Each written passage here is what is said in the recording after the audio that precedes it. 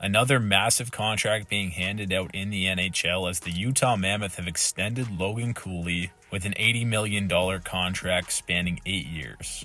A few weeks back, a report came out that Logan Cooley rejected a 8-year contract with a $9.6 million cap hit per season. And it was really important for Utah to get this deal done because Cooley is one of the brightest pieces on that team. He's off to an amazing start this year. 8 goals and 12 points through the first 11 games for Utah. We've seen the progression from Cooley over the last few seasons. He had 44 points in 82 games in his rookie season. He followed that up with 65 points last season, and this year he is on pace for over a point per game, which we'll see if that sticks. So it was really important for Utah to get this deal done as soon as possible because with the progression of Logan Cooley, the cap hit is not going to get any lower the longer they hold out. And I think $10 million is going to be very fair for Utah. A $10 million cap hit during 2028, 2029 into the 2030s is going to be comparative to like a $7 or $8 million contract in today's current cap standard.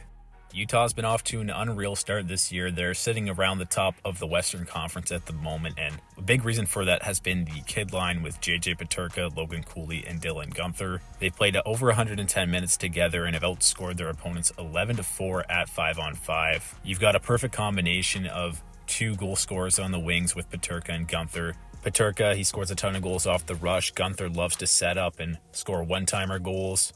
And then you've got Cooley, who's one of the fastest players in the league. He can really drive play for that line.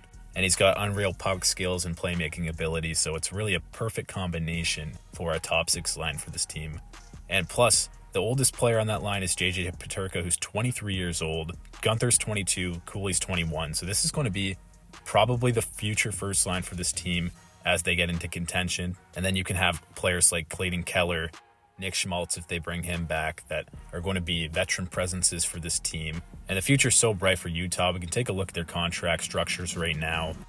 Up front, you got Cooley now locked up until 2034, Peterka until 2030, Keller until 2028, Guenther until 2033. And then on the back end, you got Sergachev, Durzi, Marino all up for at least 2 more seasons plus. And in net, you've got Karel Velžmelka, who's been very good for them over the last few seasons.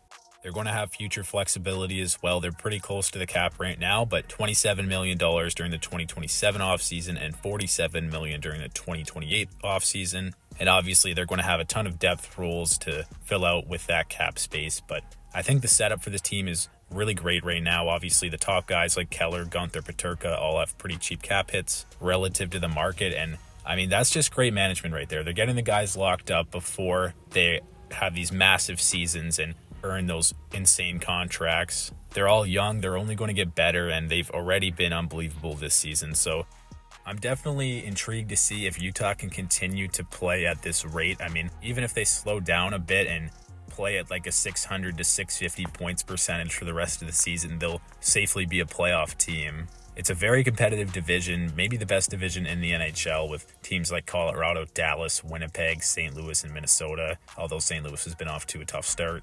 But I definitely hope this team makes the playoffs. They're super exciting to watch. You never have a bad time watching a Utah game. So much offensive talent.